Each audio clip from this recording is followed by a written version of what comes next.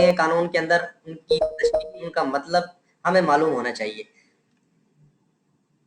इसी तरह जो इनकम टैक्स ऑर्डिनेंस है उसके अंदर जो अल्फाज हैं और जो मेन डेफिनेशन है उनमें सबसे पहले अहम तरीन जो असेसमेंट है। असेसमेंट का उर्दू में मतलब तो तखमीना लगाना है, और टैक्स में भी इसका तकरीबन यही मतलब है, लेकिन इसमें किस चीज़ का तखमीना लगाना, वो है आपकी टैक्स लायबिलिटी कि आप पर कितना टैक्स वाजिबुल अदा है। ये एक प्रोसेस है कैलकुलेशन का टैक्स। और इसमें क्या किया जाता है कि इनकम टैक्स, इनकम आपकी कैलकुलेट की जाती है और आपके अखराजात देखे जाते हैं, और जो टैक्स आपने पहले दिया हुआ है, जो कट चुका है आपका, जैसे मोबाइल फोन पे कट जाता है, वो देखा जाता है। इनकम में से वो अखराजात को मिन्हा किया जाता है, मनफी किया जाता है, और जो रकम बचती है वो टैक्सेबल अमाउंट होती है और उस पर टैक्स लगाया जाता है। ये दो तरह की होती है। अब जो ऑर्डिनेंस चल रहा है ये दो तरह की, एक को कहते हैं सेल्फ असेसमेंट। सेल्फ असेसमेंट आपको नजर आ रहा होगा कि इस पे मैं कर्सर भी लेके जा रहा हूँ सेल्फ असेसमेंट पे, ताकि आसानी के लिए जो है ना आपको ये नजर आ रहा है। ये सेल्फ असेसमेंट जो है ये वो है जो टैक्स पेयर जो है, जिसने टैक्स पे करना है, वो खुद अंदाजा लगाता है कि भाई मेरी इतनी आमदनी है, इतनी मेरी इनकम है साल की, और इतने मेरे अखराजात हैं, लिहाजा मेरा इतना टैक्स बनता है। ये आजकल यही जो असेसमेंट का तरीकाकार है यही राइज है कि पाकिस्तान भर में जितने भी टैक्स पेयर्स हैं वो अपनी इनकम का और उन्होंने जितना टैक्स देना है उसका वो खुद फैसला करते हैं और वो टैक्स अदा करते हैं। इसके अलावा एक है प्रोविजनल असेसमेंट, रीअसेसमेंट और अमेंडेड असेसमेंट। ये जो असेसमेंट है ये जब होती है जब आप अपनी असेसमेंट खुद करके एफबीआर को ना बताएं या आप गलत असेसमेंट कर दें। जब आप खुद असेसमेंट नहीं करते, अपना गोशवारा जमा नहीं कराते, एफबीआर को नहीं बताते कि कितना टैक्स आप पे बनता है, कितनी इनकम पे, तो एफबीआर आपके खिलाफ जो है ना वो प्रोविजनल असेसमेंट करता है। ये नीचे प्रोविजनल का लफ्ज आप देख रहे हैं। इसका मतलब है कि वो एफबीआर के जो ऑफिसर्स हैं, टैक्स कलेक्टर्स हैं, वो अंदाजा लगाते हैं कि आपकी कितनी आमदनी है और इस पर कितना टैक्स होना चाहिए। और अगर आपने गलत असेसमेंट कर दिए तो उसको एफबीआर के जो टैक्स कलेक्टर्स हैं उनके पास ये इख्तियार होता है कि आपकी टैक्स असेसमेंट चेंज करें और उसके ऊपर जितनी इनकम चेंज करें और जितना उस पर वाजिब अदा टैक्स है वो उसका खुद फैसला करें। दो तरह की असेसमेंट हो गई है। अब एक सेल्फ असेसमेंट जिसमें आपने खुद अंदाजा लगाना कि मेरी इतनी इनकम है साल भर की और इतना इस पर टैक्स है, ये लो मेरा गोशवारा। और दूसरी असेसमेंट वो है जो टैक्स डिपार्टमेंट के लोग करते हैं। दो किस्म की असेसमेंट है, ज़हन नशीं रखना आम सी बात है, इसमें कोई उलझन नहीं। अगर किसी को हो आप पूछ सकेंगे अभी लेक्चर के एंड पे। नोट करते जाएं, कागज पेंसिल एक पकड़ के, पॉइंट जो समझ ना आ रहा हो उसको नोट कर लें, ताकि अगर जब सवालात शुरू हो तो आपके जहन से वो निकल ना जाए, आप पूछ लें आज। अब एक होता है असेसमेंट ईयर, यानी तखमीने का साल। ये जो है ना, अब असेसमेंट हर महीने बाद नहीं की जाती, ये 12 महीने का पीरियड होता है असेसमेंट का, जो 1 जुलाई से आमतौर पर शुरू होता है, 30 जून को खत्म होता है। और क्योंकि असेसमेंट साल में एक मरतबा की जाती है बस, ये इनकम टैक्स में असेसमेंट 1 साल बाद होती है, गोशवारे 1 साल बाद जमा करानी होती है। 1 साल बाद आप एफबीआर को बताते हैं मेरी इतनी इनकम है और इस पे इतने टैक्स लगता है और इतना मैं दे रहा हूँ। ठीक होगा जी, ये उम्मीद है सबको समझ आ गया होगा ये पॉइंट। इसके बाद एक है एसोसिएशन ऑफ पर्सन, बहुत सारे लोगों को इसका पता होगा, ये एओपी इसे आम जुबान में कहते हैं एब्रीविएशन करके। ये भी आपको पता होना चाहिए कि एओपी क्या होती है। इसमें एक फर्म जो है वो एक या दो या दो से ज्यादा लोग जब कोई कारोबार करते हैं मिलके तो वो एओपी होती है, यानी कि वो एसोसिएशन बन जाती है पर्सन की। इसकी किस्में है, या तो वो फर्म जो है रजिस्टर्ड हो, जैसे कि यहाँ पे एक रजिस्टर्ड फर्म का ये देख सकते हैं आप, ये या हिंदू अनडिवाइडेड फैमिली हो, या आर्टिफिशियल जुरिडिकल पर्सन हो। जो कि आर्टिफिशियल पर्सन ये होता है कि जो लीगल फिक्शन में बनाया जाता है, हकीकत में नहीं होता वो, लेकिन लॉफुली वो एक पर्सन होता है जिसे हम ट्रीट करते हैं। लेकिन एक कंपनी जो है ना वो एओपी की डेफिनेशन में शामिल नहीं है। बहुत सारे लोगों को तो पता होगा, लेकिन जिनको नहीं पता वो याद रखें, एओपी और कंपनी अलग अलग चीजें। इसके बाद एक कॉन्सेप्ट है एग्रीकल्चर इनकम का, ये काफी अहम कॉन्सेप्ट है। इसको आपने ज़हन नशीं कर लें कि सेक्शन 41 में डील होता है। सेक्शन अगर अभी याद नहीं भी हो रहा कोई मसला नहीं, ये आपको आहिस्ता आहिस्ता दोबारा 3 बार पढ़ेंगे तो ये याद हो जाएगा। एग्रीकल्चर इनकम जो है वो टैक्स के अंदर उसकी मतलब और है। आम जुबान में, आम इलाकाई जुबान में या समझ में इसकी मतलब कुछ और हो सकते हैं, लेकिन टैक्स में एक खास मतलब है। इसका मतलब वो इनकम है जो आपने किसी जमीन से हासिल की हो, ऐसी जमीन से हासिल की हो जो पाकिस्तान में मौजूद हो और वो जमीन एग्रीकल्चर पर्पज के लिए इस्तेमाल भी होती रही हो।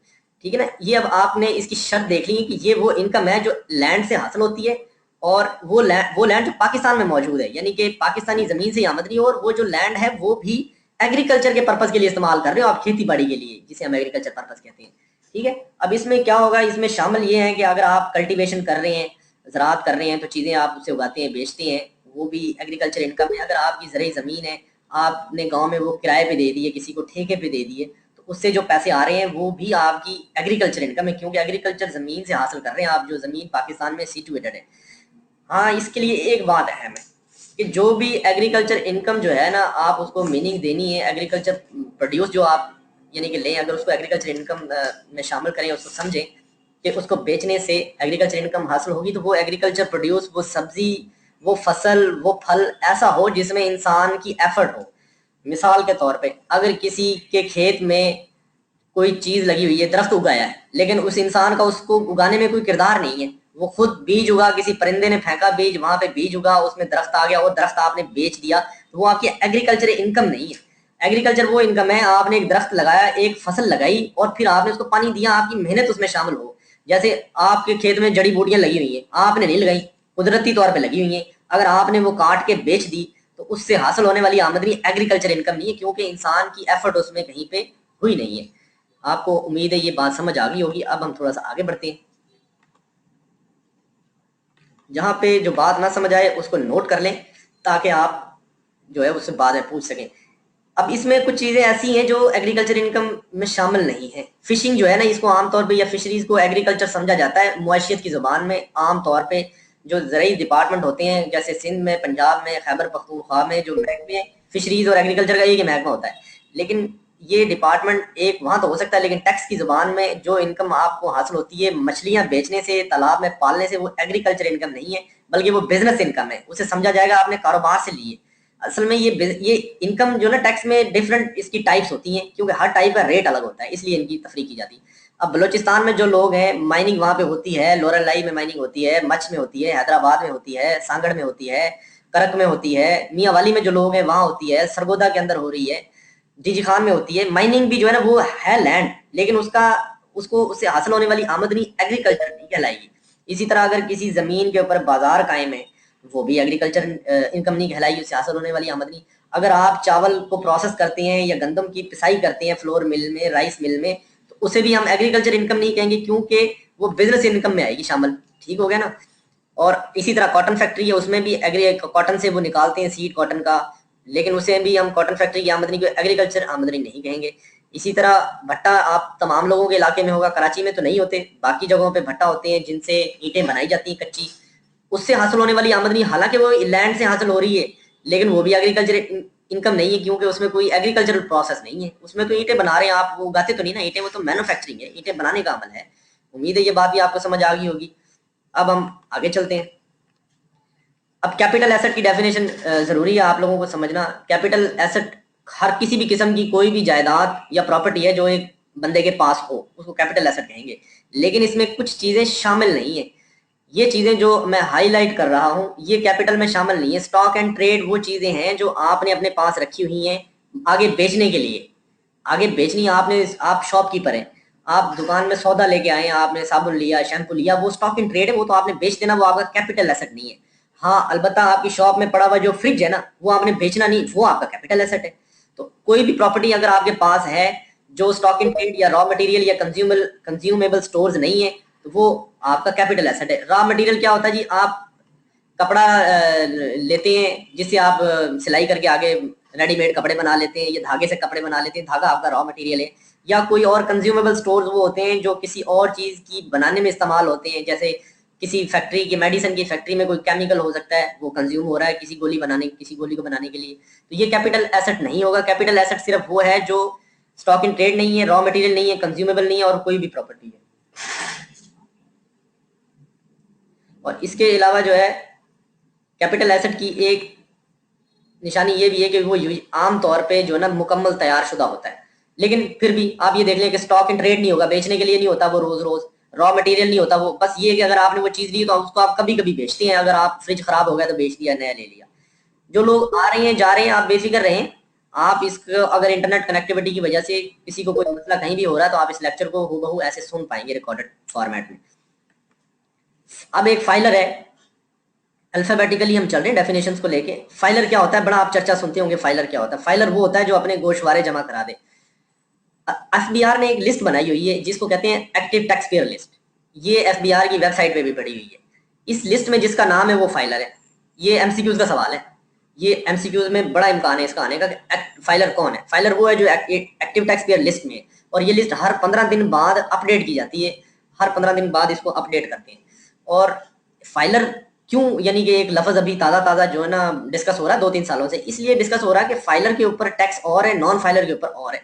मिसाल के तौर पे अगर आपके पास गाड़ी है, आप उसको करोला गाड़ी को टोकन लगवाने जाते हैं, तो अगर आप फाइलर हैं, आपका नाम एफबीआर की लिस्ट में है, हो सकता है आपसे फिर वो 4000 लेंगे।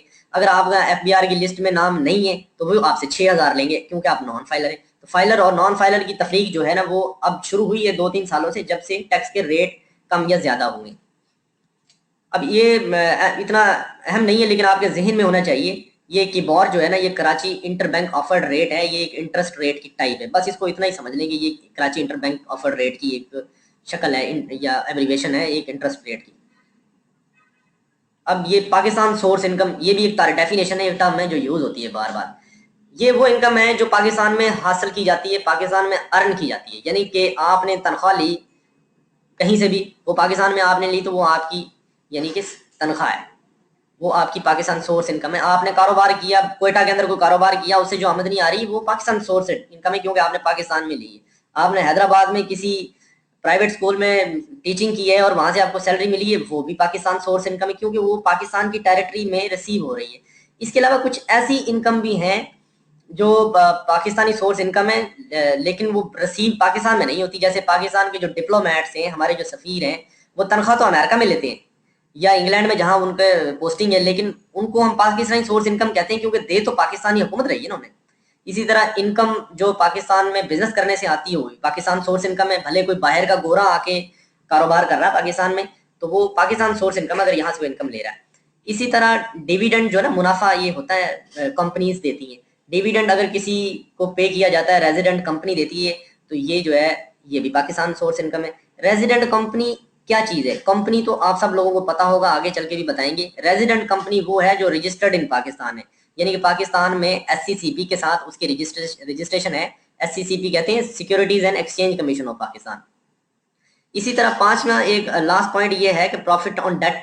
अगर पाकिस्तानी ने किसी को दिया है, पाकिस्तानी ने एक बाहर के मुल्क से कर्जा लिया है, एक इंग्लैंड के फर्द से कर्जा ले लेते हैं, अभी शंकर लाल साहब हमारे साथ हैं, ये इंग्लैंड के किसी रॉबर्ट जॉन से कर्जा ले लेते हैं और रॉबर्ट जॉन इनसे उस पर सूद लेता है, इंटरेस्ट लेता है, तो वो इंटरेस्ट क्योंकि ये शंकर लाल साहब अदा कर रहे हैं, इसलिए ये पाकिस्तानी सोर्स इनकम होगी उस गोरे की। और अगर वो ये टैक्सेबल लिमिट्स में चली जाती है तो गोरे को टैक्स देना पड़ेगा हमारे मुल्क में भी। उम्मीद है ये बात आपको समझ लगी होगी। आगे चलते हैं थोड़ा।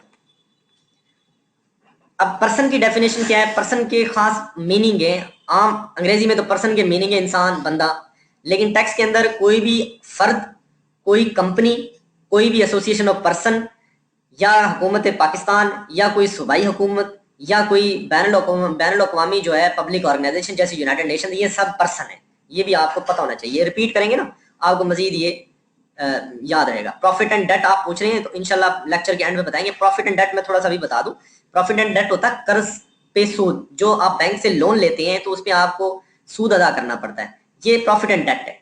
ठीक है, ये वैसा मतलब ये प्रॉफिट एंड डेट है। अब आगे चलते हैं जी। पब्लिक कंपनी क्या होती है? ये वो कंपनी होती है, कंपनी की डेफिनेशन है। आम मतलब इसके और भी हो सकते हैं, लेकिन टैक्स में खास इसके मतलब ये हैं। ये चंद्र कुमार ने हमें ज्वाइन किया है और ये हमारे जो है ना वो नहीं है इस ग्रुप में, तो मैं इनको डिलीट कर रहा हूँ। अपने असल नाम के साथ जो है ना आप ज्वाइन करें बराए मेहरबानी। सॉरी सर, हेलो जी जी, ये मैं हूँ। एक्चुअली मैं लैपटॉप पे चला रहा था तो आईडी भाई के नाम से बनी हुई है। मैं शंकर लाल हूँ। अच्छा मोबाइल में मेरी आवाज सही नहीं आ रही है। अच्छा, चलो ठीक हो गया। हाँ, तो मैं इससे इसी लैपटॉप से कनेक्ट कर रहा हूँ। चलो ठीक है सर, ठीक हो। पब्लिक कंपनी वो कंपनी है जिसके 50% शेयर जो है, उसकी 50% मलकियत जो है वो या तो हुकूमत पाकिस्तान के पास हो या किसी फॉरेन गवर्नमेंट के पास हो, या वो कंपनी किसी बाहर की हुकूमत की हो, उसे कहते हैं पब्लिक कंपनी। या उस कंपनी के शेयर जो है ना वो स्टॉक एक्सचेंज में ट्रेड होते हो, बिकते हो। जिस कंपनी का आप शेयर खरीद सकते हैं, आप डीमेट का खरीद सकते हैं, आप नेस्ले का खरीद सकते हैं, पेप्सी का खरीद सकते हैं, ये सारी पब्लिक कंपनीज है। या जैसे कोई कंपनीज हैं जिनके जैसे रेलवे की कंपनीज हैं, पंजाब हुकूमत की कंपनीज है इतनी सारी। ठीक है, पंजाब हुकूमत की 200 के करीब कंपनीज है रजिस्टर्ड। इनके 50% से क्या है 100% के करीब शेयर पंजाब हुकूमत के पास होते हैं। जैसे कायदे सोलर पावर जो ना कंपनी है भावलपुर के अंदर, ये पंजाब गवर्नमेंट की कंपनी है। इसके 50% से ज्यादा शेयर पंजाब हुकूमत के पास हैं, इसलिए ये पब्लिक कंपनी है। इसी तरह को फॉरेन गवर्नमेंट की अगर कंपनीज यहाँ पे काम कर रही हैं तो वो भी पब्लिक कंपनीज या कंपनीज जिनके शेयर स्टॉक एक्सचेंज में बिकते हैं। प्राइवेट कंपनी वो कंपनी होती है जो पब्लिक कंपनी ना हो, यानी कि जिसके शेयर ना बिकते हों या जो जिसकी 50% से ज्यादा मलकियत गवर्नमेंट के पास ना हो। इसकी मिसालें जैसे शंकर जो है वो एक कंपनी बना लेते हैं तो शंकर लाल एंड कंपनी वो बना सकते हैं, वो प्राइवेट कंपनी होगी। जैसे प्रॉपर्टी डेवलपर्स हैं, एक मशहूर प्रॉपर्टी डेवलपर्स हैं अर्बन डेवलपर्स प्राइवेट लिमिटेड, ये एक प्राइवेट कंपनी है, एक प्राइवेट लोगों की होती है। अब इसी तरह रेजिडेंट पर्सन है, ये एक डेफिनेशन है, ये सिर्फ टैक्स के लिए इस्तेमाल होती है, आम इस्तेलाह में लोग इसे इस्तेमाल नहीं करते। इसका ताल्लुक आपकी नेशनैलिटी के साथ नहीं होता, जैसा कि आपको शायद इसका मतलब इसका वर्ड को देखते हुए महसूस हो रहा होगा, जो बंदा रहता हो रेजिडेंट पर्सन वो है। इसका नेशनैलिटी के साथ ताल्लुक नहीं है। अगर आप कनाडा के शहरी हैं लेकिन आप पाकिस्तान में 183 डेज जो है ना आप पाकिस्तान में गुजारते हैं एक साल के अंदर, तो आप रेजिडेंट पर्सन बन जाते हैं पाकिस्तान के हवाले से। और एक रेजिडेंट पर्सन को गोशवारा जमा कराना पड़ता है, अपने साल का इनकम बतानी पड़ती है, उस पर टैक्स भी देना पड़ता है।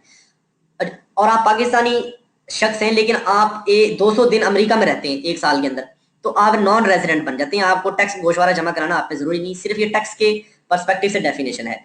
लेकिन इसमें एक चीज है कि पाकिस्तान के डिप्लोमेट्स जो है ना वो बाहर के ममालिक में रहते हैं, यानी कि वो पाकिस्तान में तो टाइम ही नहीं गुजारते लेकिन वो फिर भी रेजिडेंट है। ये इसमें एक एक्सेप्शन है, ये आप थोड़ा सा जहन में रखिएगा, दोबारा रिपीट भी कर सकते हैं इसको। नॉन रेजिडेंट पर्सन वो है जो रेजिडेंट नहीं है, यानी कि जो 183 डेज से कम पाकिस्तान में गुजारता है वो नॉन रेजिडेंट है। सिंपल डेफिनेशन इसकी ये भी है। अब स्टॉक इन ट्रेड आपको मैंने पहले बता दिया है, कोई भी चीज कोई भी गुड्स जो कोई चीज बनाने के लिए तैयार हुई हो या बेचने के लिए या किसी से तबादला करने के लिए बनाई रखी गई हो, वो स्टॉक इन ट्रेड है। किसी दुकान में कोई भी सौदा जो है, किसी बिजनेस या किसी फैक्ट्री में कोई भी माल जो आता है बिकने के लिए आगे, वो स्टॉक इन ट्रेड है। ये आप आगे भी इस्तेमाल होगी। टैक्स क्या चीज है, ये जी 26 लोगों ने हमें ज्वाइन कर लिया। मैं देखना चाह रहा हूँ कि कोई यहाँ पे हमारे एडमिन साहब हमें हेल्प करेंगे। कोई बंदा ऐसा तो नहीं है जो रजिस्टर्ड नहीं है और आ गया हमारे पास। ये यूजर के नाम से कोई आ रहा है जी, आप जब तक जो है ना अपना आइडेंटिटी क्लियर ना करेंगे। ये Sahar sir not able to join, ये आप लैपटॉप में अपनी जो है ना वो एप्लीकेशन डाउनलोड करें और उसमें ये कोड दें, आईडी जो है इस मीटिंग का, और उसमें पासवर्ड दें तो आप ज्वाइन कर पाएंगी। ठीक हो गया। ये यूजर कोई है, मैं इसको डिलीट करने लगा हूँ क्योंकि नाम इसने सही नहीं लिखा हुआ। आप नाम अपना सही देंगे तो हम आपको आइडेंटिफाई कर पाएंगे।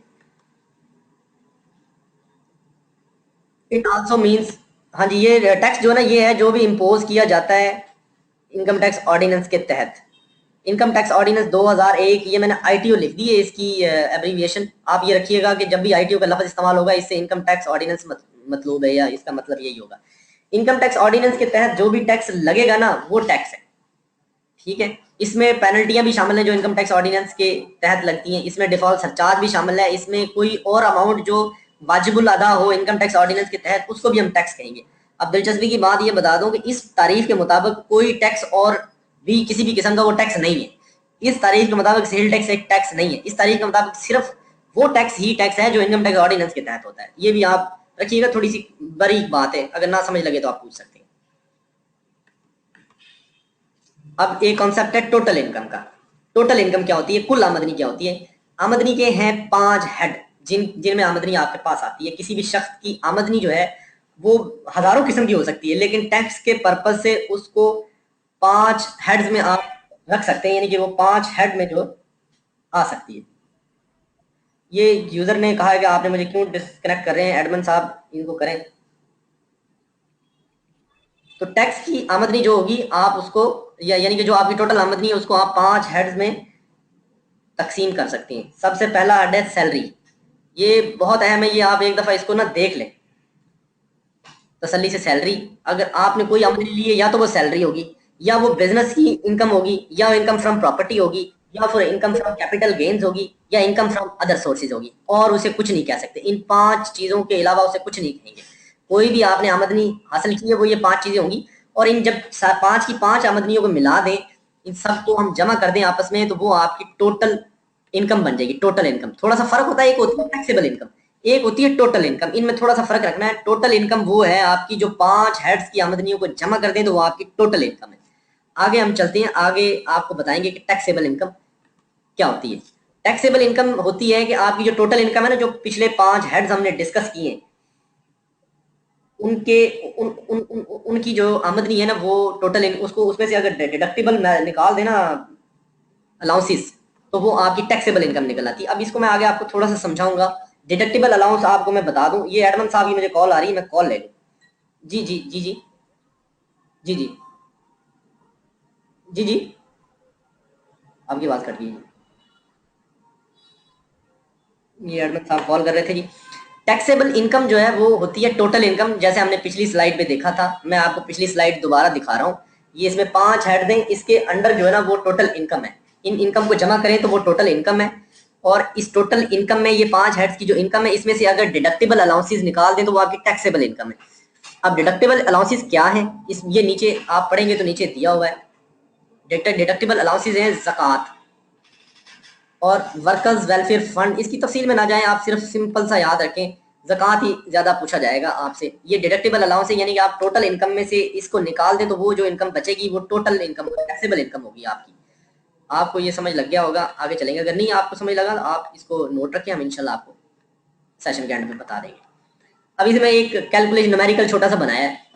हमारे मेंबर हैं हाफिज जोहेब अकरम साहब। अगर वो 5 लाख रुपए एक साल में तनख्वाह कमाते हैं, ठीक है ना, ये 5 लाख मैंने दिखाई है उनको, जब वो भर्ती हो जाएंगे इंशाल्लाह वो 5 लाख से भी ज्यादा कमाया करेंगे। 5 लाख वो सैलरी कमाते हैं। 1 लाख रुपए उन्होंने अपनी कोई दुकान जो है ना वो रेंट पे दी हुई है, और 3 लाख रुपए उनकी लॉटरी निकल आई है, और उसी साल में उन्होंने 20,000 रुपए जक़ात दे दी है। तो इसकी उनकी टोटल इनकम क्या होगी और टैक्सेबल इनकम क्या होगी?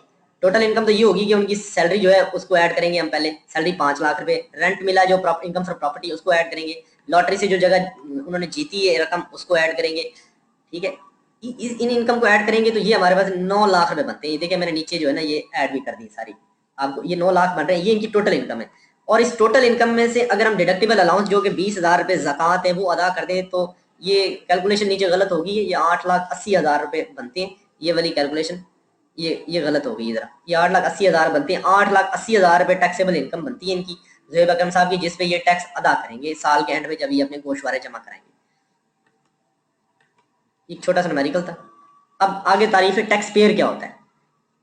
टैक्स पेयर वो पर्सन है जो आमदनी कमाता है जिस पे टैक्स लग सकता है या टैक्सेबल है, या ऐसा शख्स जो टैक्स पेयर को रिप्रेजेंट कर रहा है। अगर आप तनख्वाह कमाते हैं, तनख्वाह आपने लेते हैं कहीं से और उस पर टैक्स लगता है, तो आप एक टैक्स पेयर हैं, और आपको आपकी नुमाइंदगी करने वाला कोई भी शख्स जो है वो भी टैक्स पेयर ही होगा। अगर आपका वकील आपके बिहाफ पे जाता है टैक्स के डिपार्टमेंट में तो वो भी टैक्स पेयर समझा जाएगा, क्योंकि वो आपको रिप्रेजेंट कर रहा है। इसके अलावा जो टैक्स रोकते हैं विदहोल्डिंग एजेंट उसको कहते हैं। आगे चल के हम ये वाज़ेह करेंगे विदहोल्डिंग एजेंट क्या होता है। विदहोल्डिंग एजेंट ये होता है कि जो गवर्नमेंट के बिहाफ पे टैक्स इकट्ठा करता है। जैसा कि आप जब टोकन लगवाने जाते हैं तो एक्साइज डिपार्टमेंट, नहीं फाइलर और टैक्स पेयर सेम चीजें है ना। फाइलर क्योंकि वो उसकी रकम पे टैक्स लग रहा है। ये सवाल का जवाब देंगे, आप नोट करके रखें, एंड पे दूंगा, तमाम लोग नहीं पूछ रहे नहीं। अच्छा, कुछ लोग मुझे एडमिन का मैसेज आया है कि जवाब अटेंड नहीं कर पा रहे हैं। इसको ग्रुप को मैं उनको बताऊं कि कौन नहीं ज्वाइन करना पा रहा है। ये एडमिन साहब मुझे कह रहे हैं जी कुछ लोग ज्वाइन नहीं करना पा रहे, लॉगिन इशू। ये क्या है यार, मेरे पास इधर 26 तो इस एक साइड पे है, 42 एक साइड पे है यार। ये ज्वाइन तो किया हुआ लोगों। अच्छा जी, जो लोग अगर नहीं ना ज्वाइन कर पा रहे, ये रिकॉर्डिंग इसकी हो रही है। वैसे हमने सारा प्रोसीजर जो है उम्मीद है पहले बता दिया होगा आपको। अगर आपको मुश्किल पेश आ रही है तो आप रिकॉर्डेड वर्जन सुने, और इसको एक दिन लगता है आप इसको समझने में इस सॉफ्टवेयर को, कोई बात नहीं, इसका भी हल निकल आएगा। अब मैं टैक्स पेयर बता रहा था, माफ़ कीजिएगा आपकी तवज्जो डिस्टर्ब कर दी। टैक्स पेयर वो बंदा है जिसकी आमदनी पे टैक्स लगता है, और अगर उस बंदे को कोई रिप्रेजेंट करने वाला बंदा है तो वो भी टैक्स पेयर होगा कानून की नज़र में। अगर विदहोल्डिंग एजेंट है तो वो भी टैक्स पेयर है। विदहोल्डिंग एजेंट ये है कि आप गाड़ी का टोकन लगवाने जाते हैं तो एक्साइज डिपार्टमेंट आपसे इनकम टैक्स विदहोल्ड कर लेता है, या वापडा जो है वो गवर्नमेंट ऑफ पाकिस्तान FBR के बिहाफ पे बिजली पे टैक्स ले लेता है। इसी तरह वो इम्पोर्ट जब आप करते हैं, कुछ चीज़ें मंगवाते हैं कस्टम वाले ड्राई पोर्ट पे या आपसे सी पोर्ट के पर कराची पे, वो सेल टैक्स भी ले लेते हैं, इनकम टैक्स भी ले लेते हैं, और अपना कस्टम टैक्स भी ले लेते हैं। तो वो FBR के बिहाफ पे टैक्स विदहोल्ड करें, लिहाजा वो भी विदहोल्डिंग एजेंट है और वो भी टैक्स पेयर है। इसके अलावा जो भी शख्स जिस पर ये लाजिम है कि उसने गोशवारा अपना साल के एंड पे जमा कराना है, वो भी टैक्स पेयर है हमारे लिए इस डेफिनेशन के पर्सपेक्टिव से। अब एग्जांपल मैं कुछ दे रहा हूँ टैक्स पेयर की, आपको अगर लगे कि इसमें से आपकी चीज़ को क्लियर नहीं हो रही तो आप इसको नोट कर लीजिएगा। पेंसिल और कागज रखेंगे ना तो हमेशा आपके लिए आसानी रहेगी, आप चीज़ें जो है ना वो नोट कर सकेंगे। कोई भी शख्स जो 4 लाख से ज्यादा की आमदनी कमा रहा है उसे गोशवारा जमा कराना पड़ेगा। जिसको गोशवारा जमा कराना पड़ेगा वो टैक्स पेयर है। आप सबसे पहले ये देख रहे होंगे। ठीक है जी। कोई भी ऐसा शख्स जो 2 लाख रुपए किराया लेता है, उसने अपनी किराए पे जगह दी हुई है, कोई घर दिया हुआ है, कोई शॉप दी हुई है और 2 लाख रुपए सालाना उसका किराया बन जाता है, तो उससे भी गोशवारे जमा कराने पड़ेंगे टैक्स के। तो वो भी जो है अपना टैक्स पेयर है, उसको भी क्योंकि रिटर्न जमा कराना पड़ा है। कंपनी कोई भी है, चाहे वो लॉस में जा रही है, उसकी 1 रुपये भी आमदनी नहीं है, वो टैक्स पेयर है हर सूरत में। इसी तरह कोई भी नॉन प्रॉफिट ऑर्गेनाइजेशन, वो भी एक टैक्स पेयर है। इसी तरह कोई भी इंसान, कोई भी बंदा जिसकी 500 यार्ड्स की या इससे ज़्यादा की ज़मीन है, ये मेरा ख्याल है कोई 5 मरले बनती है शायद 500 यार्ड्स, तो वो भी टैक्स पेयर है। इसी तरह किसी बंदे का फ्लैट है जिसका कवर्ड एरिया 2000 स्क्वायर फीट है किसी भी शहर में किसी भी जगह पे, वो भी टैक्स पेयर है क्योंकि उसे भी गोशवारा लाजमी जमा कराना है। इसी तरह कोई भी शख्स अगर एनटीएन होल्डर है, यानी कि नेशनल टैक्स नंबर उसके पास है, इसका भी हम एब्रीवेशन बताएंगे, इसको भी याद रखें कि नेशनल टैक्स नंबर जो है ये एनटीएन होता है, ये आपका टैक्स नंबर होता है। आजकल ये आपका सीएनआईसी जो है आपका शनाख्ती कार्ड नंबर है, इसको एनटीएन कहते हैं। अभी एनपीओ से रिलेटेड एक सवाल ने पूछा, इसको कहते हैं non profit organisation. NPO non profit organisation होती है। अब जी आगे हम चलते हैं आहिस्ता आहिस्ता। इसी तरह किसी पर्सन के पास अगर गाड़ी है कल्टस से बड़ी, यानी कि 1000 सीसी से ज्यादा की गाड़ी है, तो वो भी टैक्स पेयर है, उसने भी गोशवारा जमा कराना है।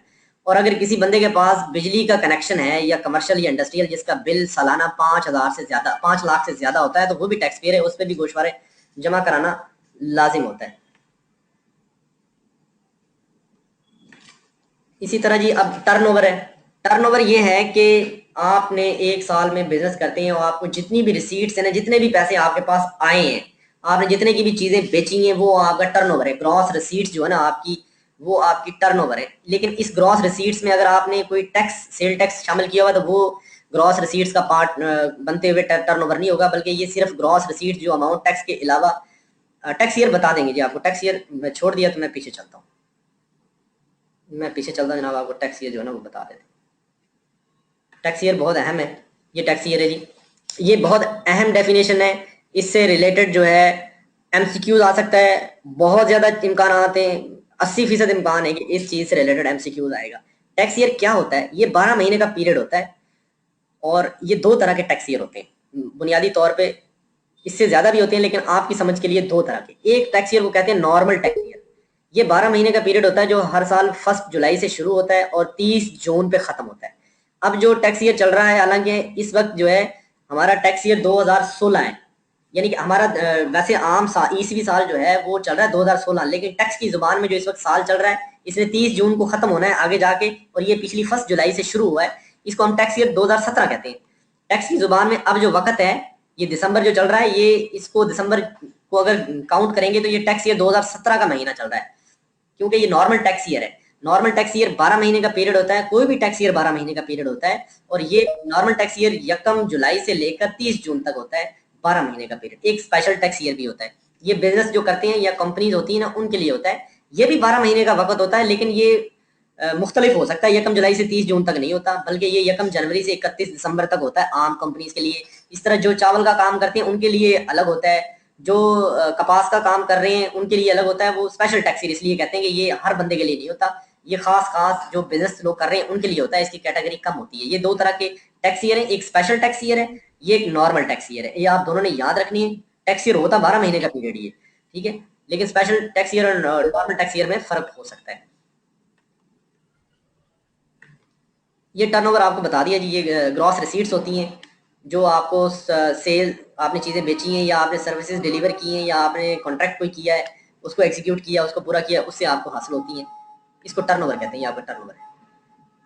अभी इन डेफिनेशंस वाला जो है ना चैप्टर खत्म हो गया।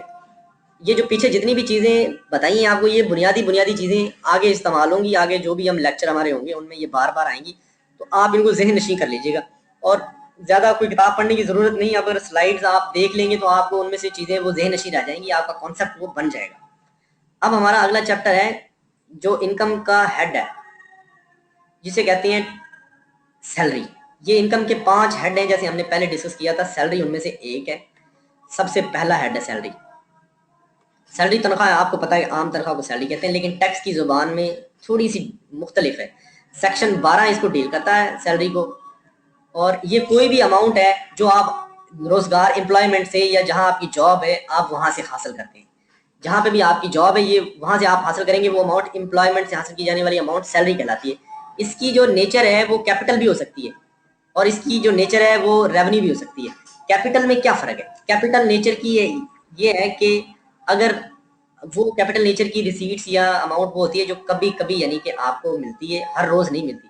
जैसे तनख्वाहें जो है ना, वो आपको रेवेन्यू नेचर कहते हैं, उसे वो आपको हर महीने मिल जाती है, हर महीने आपको पैसे मिल जाते हैं। लेकिन कैपिटल नेचर की जो है वो आपको कभी-कभी मिलती है। ये एक साहब ने टर्नओवर के बारे में सवाल पूछा है, तो ये काइंडली आप सवाल नोट कर लें अपना, हम आपको एंड पे इसका जवाब दे देंगे।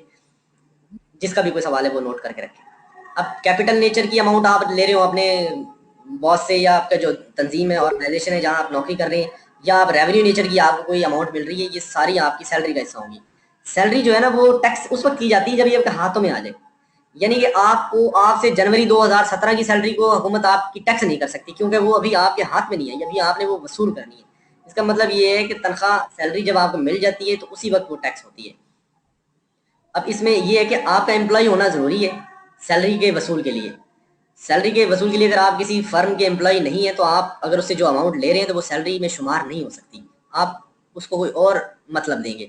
और एम्प्लॉयर जो है वो होता है जो किसी बंदे को एंगेज करता है एम्प्लॉयमेंट में। एम्प्लॉय वो होता है जो कहीं रोजगार जॉब करे, कोई भी फर्द जो एम्प्लॉयमेंट में एंगेज हो वो एम्प्लॉय होता है, और एम्प्लॉयर वो होता है जो उसको एम्प्लॉय को एंगेज करता है। ये दोनों जो है अहम चीज़ें, इन दोनों का जो रिश्ता बनता है तो सैलरी डेफिनेशन पे पूरी उतरती है। अगर आप एक बंदे से तनख्वाह ले रहे हैं लेकिन वो आपका एम्प्लॉयर नहीं है, तो आप जो है उसको सैलरी नहीं कह सकते। ठीक है, एम्प्लॉयमेंट की मुख्तलिफ कैटेगरीज हैं। ये जो चीज़ें आपके सामने हो रही हैं, इसमें से कोई चीज़ें आपको समझ लग जाएं, बहुत अच्छी बात है। अगर आप इनको समझ नहीं पा रहे, आपको ये कंफ्यूज कर रही हैं, आप इसमें ना पढ़ें, ये हम फर्दर यानी कि कॉन्सेप्ट क्लियर कर रहे हैं। हो सकता है ये आपको ना भी इनमें से कुछ चीज़ें आए, लेकिन आपको हल्का फुल्का बता दें। कोई भी ऑफिस जो है ना, वो एम्प्लॉयमेंट की क्या रोजगार क्या होता है, कोई भी ऑफिस या कोई भी ऐसा काम जिसमें आप एक कंपनी को मैनेज कर रहे हो, या ऐसी पोजीशन जिसमें आपको एक फिक्स या और किस्म का रेम्यूनरेशन मुआवजा मिलता हो, या आप कोई किसी पब्लिक डिपार्टमेंट में खिदमत दे रहे हो अंजाम, सरकारी महकमे में। ठीक है ना, अगर एम्प्लॉय और एम्प्लॉयर का रिलेशन नहीं होगा तो सैलरी नहीं हो सकती। अगर आप जिससे पैसे ले रहे हैं वो एम्प्लॉयर नहीं है, तो आप अपने आप को एम्प्लॉय नहीं कह सकते उसका, और ना ही उससे जो अमाउंट मिल रही है आप उसको सैलरी कह सकेंगे। आगे मैं जाके ये डिस्कस कर रहा हूँ। ये भी मुझे एडमिन की कॉल आ रही, काइंडली आज पहला दिन है तो ये बार बार कॉल कर रही है। मैं चाहूंगा कि एक हमारे दूसरे प्रेजेंटर हैं वो आपको बताए दीजिए। जी जी।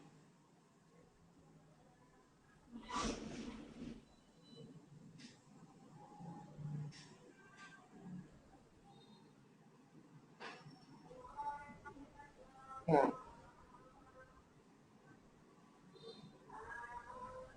सर, हमारे पास 27 लोग हैं सर, ये कैसे हैं 27 लोग ये इस वाले ग्रुप में? मैं करता हूँ, सलमान सर ये करिए।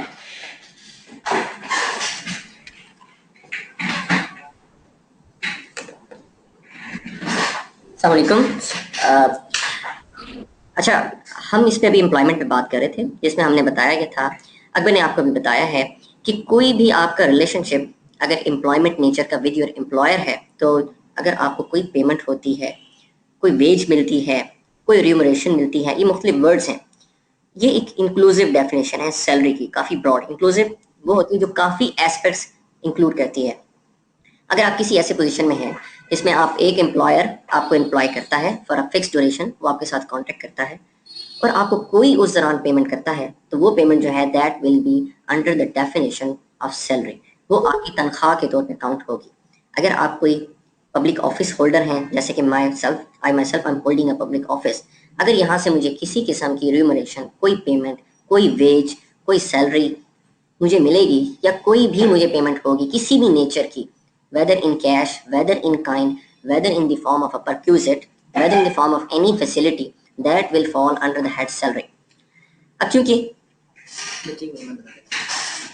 ये आपको उम्मीद है समझ लगी होगी, अब इससे आगे भी कुछ चीज़ें हैं जो आपको बताना।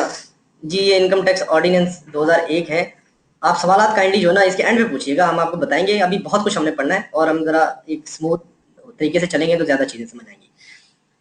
अब ये जो एम्प्लॉयमेंट की जो ना कुछ मतलब मजीद भी हैं, वो कैटेगरीज भी हैं। इसमें क्या होना चाहिए, इसमें एक चीज़ आपके सामने जो डिस्प्ले हो रही है ना, ये इसकी नेचर जो है ना फिक्स होती है, रेगुलर होती है, ये मंथली बेसिस पे होती है लोगों को।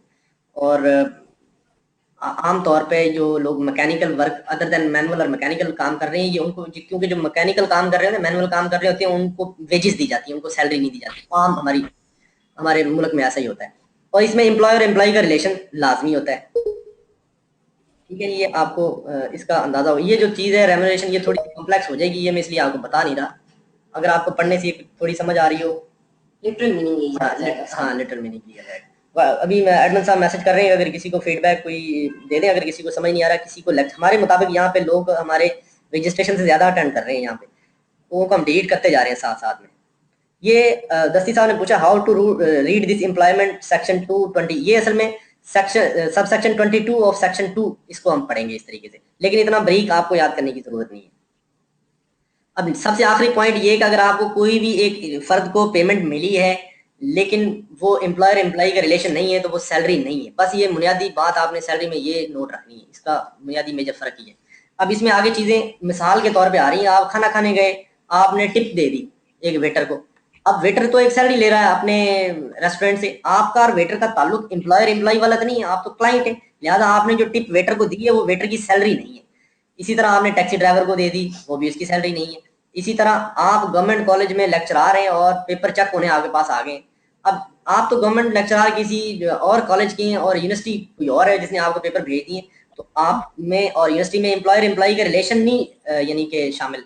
पेमेंट आई है, आपको रिसीट हुई है आपके हाथ में, लेकिन वो सैलरी नहीं कंसिडर होगी। इसी तरह हॉस्पिटल जो शेयर रिसीव करता है अपने अटैच्ड हॉस्पिटल में, प्रोफेसर जो एम्प्लॉयड होते हैं, वो भी सैलरी तस्वर नहीं होती। इसी तरह लिक्विडेटर जो ना कंपनीज के अपॉइंट होते हैं, ये थोड़ी टेक्निकल चीजें मैं आपको इसमें नहीं लेके जाता, इसको आप रहने दें, आपको कॉन्सेप्ट आ गया होगा सैलरी क्या है। ठीक है जी। टैक्स में भी रिसीवर अपॉइंट होते हैं, वो मुलाजिम नहीं होते टैक्स डिपार्टमेंट के, वो वैसे हायर किए जाते हैं जिन्हें रिसीवर कहते हैं। अगर कोई पैसे हमसे ना वसूल किए जा रहे हो तो गवर्नमेंट जो है ना वो हमें इजाजत देती है कि हम कोई रिसीवर अपॉइंट करते हैं, वो जाके दुकान पे बैठा रहे इस बंदे की टैक्स रिसीव करने के लिए। तो वो जो है वो भी सैलरी नहीं है, क्योंकि हमारा एफबीआर का वो एम्प्लॉय नहीं होता, वो एक आम आदमी हो सकता है इसमें, क्योंकि एम्प्लॉयर एम्प्लॉय का रिलेशन होना जरूरी है सैलरी में, ये बुनियादी चीज है। अब कुछ चीजें ऐसी हैं कि जो आपको यानी कि पता होनी चाहिए कि वो भी सैलरी है। Direct remuneration to the employ in connection with employment, obviously employer employ का रिलेशन है तो ये टैक्सेबल है, ये सैलरी है। ठीक है, इसके अलावा इनडायरेक्ट एडवांटेज इन मनी और गुड्स लिया जाए, जरूरी नहीं कि आपको जो आपका एम्प्लॉयर है वो तनख्वाह दे रहा है तो वही सैलरी होगी, बल्कि अगर आपको उसने सहूलियात दे रखी है, कोई मॉनिटरी नहीं, पैसे की नहीं, आम आपको रहने की सहूलत दी हुई, तो वो भी टैक्स होगी, उसको भी कैलकुलेट किया जाएगा। वो आगे मैं बताऊंगा कैसे कैलकुलेट करेंगे। एम्प्लॉयर की तरफ से दी जाने वाली सहूलियात भी जो है वो भी सैलरी का पार्ट है। आपको अलाउंस दिए जाते हैं, बहुत सारे अलाउंस, मेडिकल अलाउंस, इस किस्म के अलाउंसेज होते हैं जब आप तनख्वाह आप करेंगे, तो वो भी सैलरी का पार्ट है। लेकिन अगर आपको हुकूमत ने एक अलाउंस दिया, ये आपकी कंपनी ने आपको अलाउंस दिया, यार ये अलाउंस लो, हैदराबाद से टंडू आदम आपने जाना है और ये काम आपने करना है, तो आपको ये अलाउंस दिया, आप काम कर रहे हैं कंपनी के लिए, आप अपनी मर्जी से नहीं जा रहे टंडू आदम पैसे खर्च करके, तो वो अलाउंस जो मिला है वो सैलरी नहीं है, वो सिर्फ एक आपको क्योंकि परफॉर्मेंस ऑफ अलाउंस जॉब के लिए मिल रहा है, जो आपकी जॉब है, तो उसको हम सैलरी में नहीं डालेंगे। इसी तरह आपने कोई अखराजात कर दिए, आपने जो है अपनी मेडिकल करवाया, आपने हॉस्पिटल में ऑपरेशन करवाया, ठीक है, वो तो आपका सैलरी में शामिल होगा क्योंकि वो आपकी हुकूमत आपको पे कर रही है। ठीक है, उस हालांकि वो आपको बाद में पे हो रहा है, जब खर्चा हो गया, जब ऑपरेशन हो गया, तो जब पे हो रहा है, लेकिन वो फिर भी सैलरी में कंसिडर होगा। इसको एक तरीका कार है सैलरी में शामिल करने। आज पहला दिन है ना, तो बहुत सारी चीजें ऐसी हैं जो आपको नई नई लग रही होंगी, अभी रवा हो जाएंगे, आप थोड़ा दिन चलेंगे तो आपको बहुत सारी चीजें समझ आना शुरू हो जाएंगी। ठीक है, आप सुनते जाएं। ये कुछ लोग जो है ना ज्वाइन करें, एडमिन प्लीज इन्हें निकालें जो लोग आए हैं ना, ये पता नहीं कैसे लोग पहुंच गया, कैसे लोगों तक ये आईडी फैल गई, हमारे लोगों ने दिया होगा किसी ने। अभी मैडम से रिक्वेस्ट कर रहा हूं जो हमारे मेंबरान नहीं है उनको निकाल दें। थैंक यू, आप लोग डिस्टर्ब हो रहे हैं। तो अब मजीद चीजें कुछ जो वो सैलरी में शामिल हैं, हालांकि वो डायरेक्ट तनख्वाह नहीं होती, आम लफ्जों में तनख्वाह नहीं होती, समझ बूझ में तनख्वाह नहीं होती। मसलन आप और हम मुलाजमत करती हैं और मैं आपसे जो है ना ये कहता हूँ कि आप मेरी पास जॉब में आ जाएं और ये ले लाख रुपए एडवांस, ये आपको मैं दे रहा हूँ, इसे कैलकुलेट ही कहीं नहीं करूंगा, लेकिन आप मेरी जॉब में आ जाएं, बस मेरे पास आ जाएं, तो वो भी एक एग्रीइंग टू एक्सेप्ट एम्प्लॉयमेंट भी, अगर आपको पैसे मिल गए हैं तो वो भी आपकी सैलरी है। या आपको किसी ने कोई गाड़ी दे दी, यार मुझसे गाड़ी ले लो पहले, आ जाओ जॉब ज्वाइन करो मेरी, कोई कंपनी आपको कहती है, मेडिसिन की कंपनी कहती है, तो गाड़ी के पैसे आपकी ऐड होंगे, वो भी सैलरी कंसिडर होगी आपकी। इसी तरह इसमें कंपनसेशन आपको मिल जाए, कोई एम्प्लॉयमेंट कंडीशंस आप ऐसी हैं कि आप आर्मी के जो लोग हैं वो हार्ड एरियाज में काम करते हैं, ट्राइबल एरियाज में, तो वहाँ पे कंडीशंस ऐसी हैं, वहाँ पे उनको कंपनसेशन मिलती है या उन्हें कोई चीज़ मिलती है पैसे, वो भी सैलरी का पार्ट होगी, वो भी बच नहीं सकती टैक्स से। इसके अलावा आपको जैसे पीटीसीएल ने पिछले सालों में लोग निकाल दिए थे गोल्डन हैंड शेक करके ना, कि ये लोग लंप सम पैसे नौकरी छोड़ दो जिनकी 25-25 साल नौकरी हो रही थी, तो वो टर्मिनेशन ऑफ एम्प्लॉयमेंट बेनिफिट जो है ना, ये भी सैलरी का पार्ट है, ठीक है। इसके अलावा एक प्रोविडेंट फंड होता है, आप लोगों में से अक्सर को नहीं पता होगा, प्रोविडेंट फंड जो ना वो मेंटेन होता है, ये मोहम्मद सलीम साहब ने ज्वाइन किया, ये यार एडमन प्लीज इनको निकालो, ये लोग हमारे ना, ये हमारे लोग जो है ना इनको ज्वाइन करा रहे हैं, एडमन से मैं रिक्वेस्ट करूंगा इनको निकालें। अच्छा जी, ये पेमेंट जो है ना, वो प्रोविडेंट फंड एक फंड होता है जो आप जब नौकरी करते हैं किसी सरकारी महकमे में खास तौर पे, या पब्लिक कंपनीज में या प्राइवेट कंपनीज में, तो वो फंड मेंटेन होता है, जब आप रिटायर होते हैं ना तो फिर वो आपको मिलता है प्रोविडेंट फंड, आपको पेंशन मिलती है, साथ में प्रोविडेंट फंड भी मिलता है। इस प्रोविडेंट फंड में आप भी अपना हिस्सा डालते हैं। इस प्रोविडेंट फंड में जो है ना अपना जो आपका जो मालिक है ना वो भी एक हिस्सा डालता है, तो आप इस प्रोविडेंट फंड में आपको अगर कोई पेमेंट मिल जाए ना, आप इसे ले भी सकते हैं किसी भी सर्विस के दौरान, आपको जरूरत पड़ गई, आप हुकूमत से कहेंगे जी मेरा प्रोविडेंट फंड में इतनी 5 लाख रुपए पड़ेंगे मुझे दे दो, तो वो आप लेंगे, वो भी आपकी सैलरी कंसिडर होगी, लेकिन उसमें उतना पोर्शन होगा जितना एम्प्लॉयर ने दिया है, आपने जो उसमें कंट्रीब्यूट किया वो नहीं होगा। इसके अलावा आप पे अगर कोई रिस्ट्रिक्शन लगा देता है जनाब कि आप बंदे ने ये काम करना, आपने लाहौर से बाहर नहीं जाना, आपने कराची से बाहर नहीं जाना, और आपने फला फला से ये नहीं करना, तो आपको हम ये चीजें देंगे, तो ये रिस्ट्रिक्शन लगाने की इवज में जो मुआवजा मिलता है वो भी सैलरी का हिस्सा है। सैलरी वसी कॉन्सेप्ट है, इसमें काफी सारी मुख्तलिफ चीजें।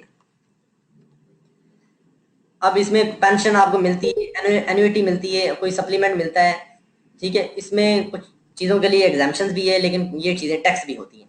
इसके अलावा अगर आपको किसी एम्प्लॉय किसी मालिक ने या कंपनी के या गवर्नमेंट ने आपको सैलरी दे दी जिसपे उसने टैक्स नहीं काटा, आपको टैक्स फ्री सैलरी दे दी, तो वो भी टैक्सेबल है, वो भी टैक्स होगी, वो बेनिफिट जो आपको मिला है आपको वो भी टैक्स होगा, वो भी आपकी इनकम समझा जाएगा।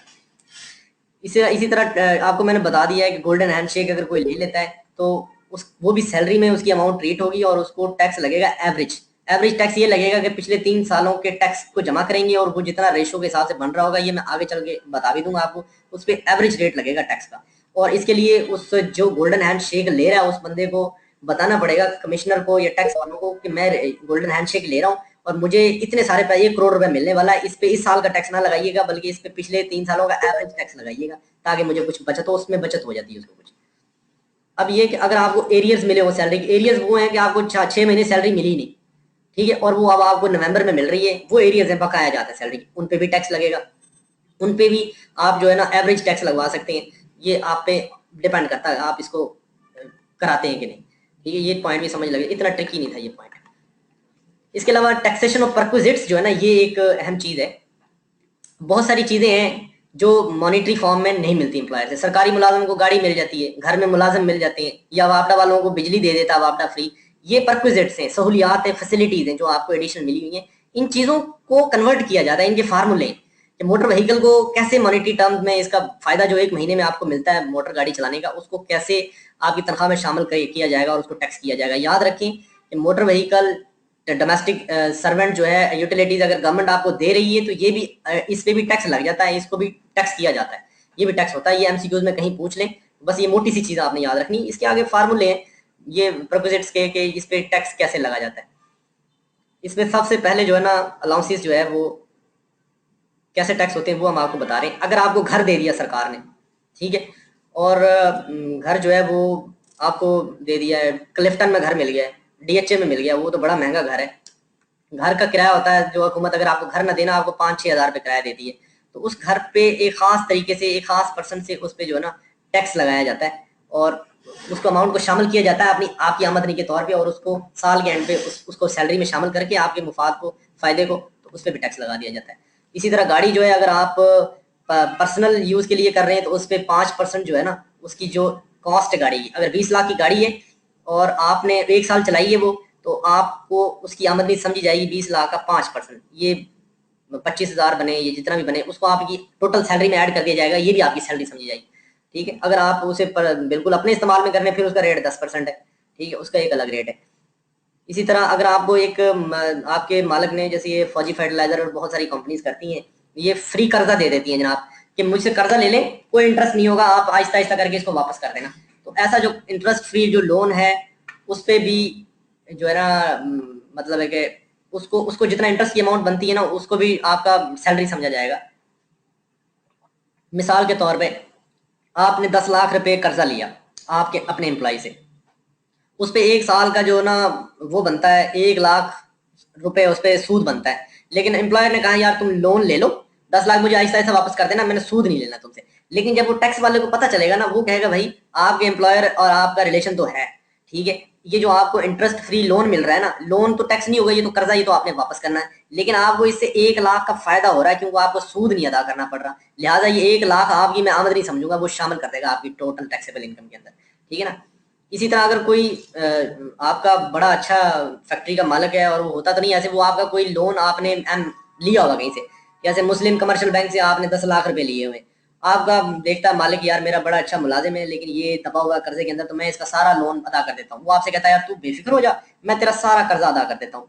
तो आपको फायदा हो रहा है 10 लाख का, जो 10 लाख आपने देने थे वो आपके मालिक ने दे दिए, इसका मतलब है कि ये 10 लाख भी आपकी तनख्वाह में शामिल किया जाएगा, ठीक है। इसी तरह अगर वो कर्जा किसी दूसरे बंदे से यानी कि आपने लिया हुआ है वो भी एम्प्लॉयर अदा करते, तो फिर भी आपकी तनख्वाह में शामिल किया जाएगा। ये छोटी छोटी चीजें, बारीक सी चीजें, ये एक दो दफा पढ़ेंगे आपको क्लियर हो जाएंगी, और इसको मोटा मोटा याद रखना है। हम बेसिकली आपके कॉन्सेप्ट बना रहे हैं ताकि आपको एक आइडिया हो ये क्या क्या चीजें आगे। इसके अलावा आपको ट्रांसफर ऑफ प्रॉपर्टी और प्रोवाइडिंग ऑफ सर्विसेज हो जाए, आपको कोई प्रॉपर्टी दे दे, आपको डीएचए आर्मी डीएचए में प्लॉट देती है आर्मी वालों को, वो जो प्लॉट की जो रकम है ना उसको हम टैक्स के पर्पज के लिए सैलरी में शामिल करते हैं। या आपको कोई सर्विस दे देती है, आपको पीआईए जो कहती है आप रिटायरमेंट हो गए या आप अभी हमारे पास हैं, आपको 10 टिकट महीने के फ्री होंगे, उन 10 टिकटों की जो कीमत है ना उसको हम सैलरी में शामिल कर देंगे टैक्स लगाने के लिए, ठीक है। इसी तरह घर जो मिलता है अकोमोडेशन, वो भी टैक्स हो जाती है, नीचे इसके बारे में दिया हुआ। ये जनरल जनरल सी जो चीजें हैं। इसके अलावा और चीजें हैं बुनियादी सैलरी की समझने के लिए, ये एमसीक्यूज के हवाले से समझने की चीज है कि सैलरी जब रिसीट बेसिस पे टैक्स होती है, जब तक आपने जो सैलरी रिसीव नहीं की उस पर टैक्स नहीं लगेगा। कोई भी आपको नवंबर के महीने में ये नहीं कहेगा मुझे 2019 साल में जो सैलरी कमानी है ना तुमने अभी उसका टैक्स दे दो। सैलरी जो है जब आपके हाथ में आती है तो उसी वक्त टैक्स लगता है, समझा यही जाता है, इससे उससे पहले टैक्स नहीं लगाया जाता। अब रिसीट का मतलब क्या होता है? रिसीट का मतलब ये होता है कि आपको एक्चुअल पेमेंट हो गई सैलरी की अमाउंट की, या आपको जो सहूलियात देनी थी, गाड़ी दे दी या घर दे दिया, वो आपके पास है, इसका मतलब ये है। और ये इसमें एम्प्लॉयर ने किया हो या एम्प्लॉयर के बिहाफ पे किसी और बंदे ने दी हो, या आपने ली हो या आपके बच्चों ने ली हो, जैसे आपकी बीवी का फ्री इलाज हो गया या आपके खामन का फ्री इलाज होता है हॉस्पिटल से, जो कि गवर्नमेंट उसको देती है, आपकी कंपनी देती है, इसको भी परक्विजिट समझा जाएगा और इसको भी टैक्स किया जाएगा जितना आपको फायदा हो रहा है इससे, ठीक है। अब रिसीट ऑफ इनकम जो है वो आगे थोड़ा सा डिटेल में हमने दी हुई है। इसमें 3 चीजें हैं कि ऐसी अमाउंट जो आपने रिसीव कर ली हो, कोई फायदा या मुफाद जो आपने रिसीव कर लिया हो, ठीक है, या कोई ऐसी अमाउंट या मुनाफा या फायदा जो एम्प्लॉय के बिहाफ आपके किसी बंदे पे, आपके बिहाफ पे किसी पे कर दिया गया हो, आपके बच्चों पे कर दिया गया हो, आपके वालदैन पे कर दिया गया हो, ठीक है। या कोई भी अमाउंट या बेनिफिट आपको मेक अवेलेबल कर दिया हो यार ये ले लो, अगर तुमने यूज करना तो कर लो, नहीं करना तो ना करो। अगर तुम नहीं करोगे वो आपकी मर्जी नहीं है। अगर एम्प्लॉयर ने कह दिया कि ये गाड़ी रख लो, आप गाड़ी भले दफ्तर में खड़ी कर जाए, तो वो उसकी एक परक्विजिट की अमाउंट होगी, वैल्यूएशन होगी, उसकी वैल्यू करके उसको भी टैक्स में शामिल किया जाएगा। अब एक बहुत अहम बात ये आप नोट कर लें, एमसीक्यूज के हवाले से अहम है कि सैलरी की इनकम जो है ना ये वाहिद हेड है जिसमें कोई अखराजात आपको अलाउड नहीं। आप सैलरी साल की जमा करेंगे और आप एंड पे टैक्स वाले को ये नहीं बताएंगे कि ये मेरी सैलरी है 5 लाख रुपए और मेरे इसमें ना 4 लाख खर्चा हो गया तो मेरी इनकम तो 1 लाख रुपए। बल्कि जो सैलरी आप रिसीव कर रहे हैं, जितनी रिसीव कर रहे हैं उस पर ग्रॉस सैलरी पे टैक्स होगा, उसमें कोई डिडक्शन अलाउ नहीं है टैक्सेबल इनकम पे रीच करने के लिए। Salary received is salary taxable, ठीक है। इसमें जो चीज अलाउड है वो चंद चीजें हैं वो आपको बता देंगे हम, ठीक है। उम्मीद है तमाम लोगों को ये यहाँ तक जो है ना चीज समझ आ गई होगी। अब इसमें और थोड़ी सी बातें हैं वो हम देख लेते हैं। सैलरी जो है ना वो पाकिस्तान सोर्स इनकम होगी जब वो पाकिस्तान में आपको रिसीव होगी। अब यहाँ पे एक मिसाल दी हुई है, मिस्टर एक्स एक फ्रेंच मैन है, ठीक है। मिस्टर एक्स जो है वो 5 महीने पोस्टर रहा है पाकिस्तान में और इस दौरान उसे सैलरी मिली है। ये क्या पाकिस्तान अर्न सैलरी होगी कि पाकिस्तान अर्न सैलरी नहीं होगी? ये सैलरी तो पाकिस्तानी सोर्स, ये मिली तो पाकिस्तान में ना उसको, ये पाकिस्तान सोर्स इनकम है। लेकिन क्योंकि वो इस ईयर में नॉन रेजिडेंट है, क्योंकि 5 महीने रह रहा ना, 6 महीने रहेगा तो वो रेजिडेंट बनेगा, ठीक है। सैलरी लेकिन उसने जो अर्न की है वो टैक्सेबल है, ठीक हो गया। अब इसमें एक दूसरा पॉइंट है, सैलरी इज पेड बाई और on behalf of the federal government, और प्रोविंशियल गवर्नमेंट और a local authority in Pakistan where the employment is exercise.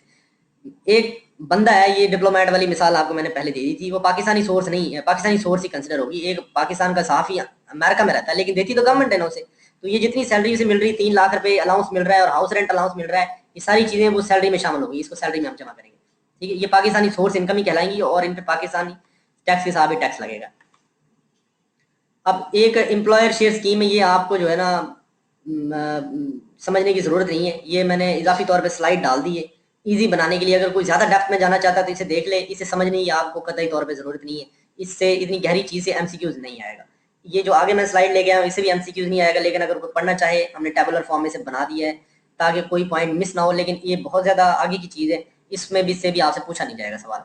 ठीक है, ये भी स्लाइड है आगे, ये भी मैं दिखा रहा हूँ आपको, लेकिन इनमें से भी आपसे कोई बात पूछी नहीं जाएगी। ये बुनियादी बात से ज़रा नीचे की ऊंची की बातें हैं, ज़रा गहरी बातें।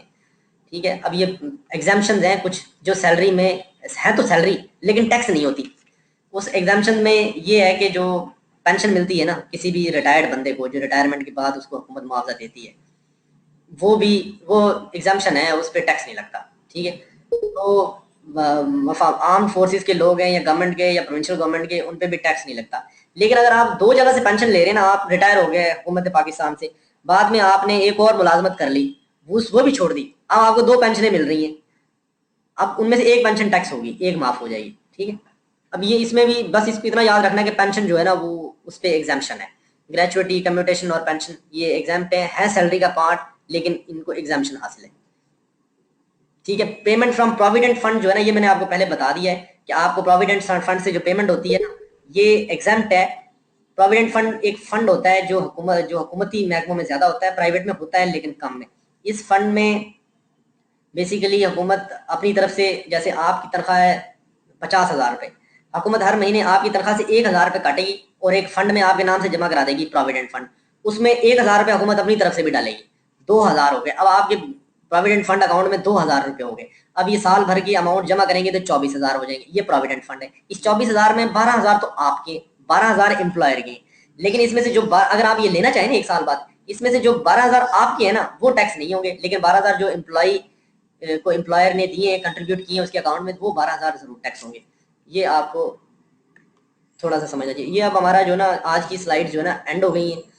हमने 1 घंटा और 10 मिनट में ये चीज़ लेक्चर जो है ना ख़त्म किया है। लंबा लेक्चर था, बहुत सारी चीज़ें आपको समझ नहीं आई होंगी। अब आप जो है ना अपना सवाल पूछ सकते हैं। ये there is no limit for pension पूछ रहे हैं। पेंशन की लिमिट, पेंशन तो लिमिटेड होती है ना, पेंशन की कोई लिमिट नहीं है, लेकिन अगर आप 2 ले रहे हैं तो उनमें से एक टैक्स होगी। अगर आप लोग तो 1.5 लाख रुपए पेंशन लेते हैं, पेंशन पे टैक्स नहीं लगता। नुमान खान साहब ने पूछा है, मैं स्पीकर ऑन कर रहा हूँ वैसे आपका। प्रोविडेंट फंड समझा दिया मैंने, साजिदा नाज को मैं दोबारा समझा रहा हूँ। प्रोविडेंट फंड जो है बेसिकली एक फंड है, एक आपके बिहाफ पे जो भी मुलाजिम होता है उसके बिहाफ पे ये एस्टेब्लिश किया जाता है। आप हर महीने आपकी तनख्वाह जब हुकूमत आपको देती है तो आपको उसमें से थोड़ी अमाउंट निकाल लेती है, निकाल के उस अमाउंट को एक अकाउंट में जमा करा देती है आपके नाम पे। और आप 30 साल नौकरी करते हैं, 30 साल वो अमाउंट जमा होती रहती है एक अकाउंट, उसको कहते हैं प्रोविडेंट फंड अकाउंट। जब आप रिटायर होती हैं तो उस वक्त तो आप ले लेते हैं प्रोविडेंट फंड, उससे पहले भी ले सकते हैं।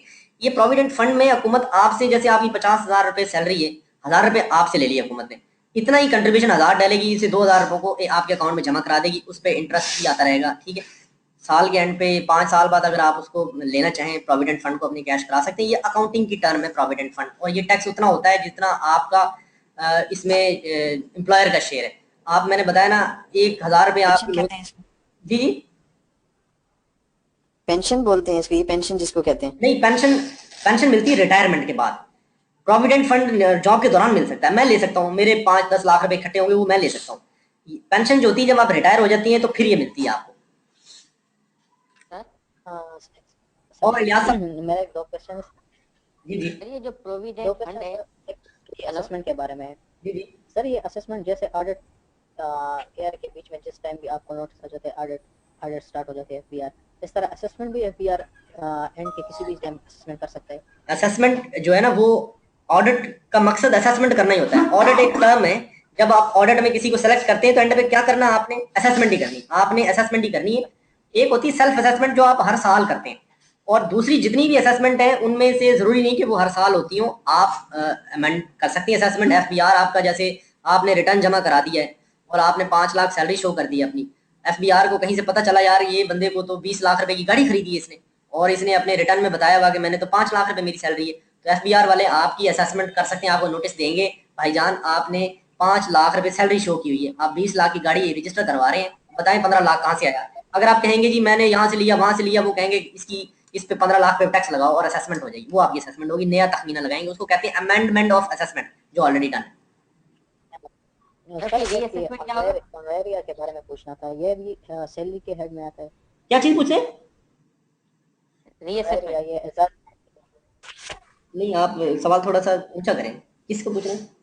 ये जो एजाज होता है ऑनरेरिया, ऑनरेरियम, ये बिल्कुल जो आपको ऑनरेरियम मिलता है ये भी आपकी सैलरी में शामिल होगा।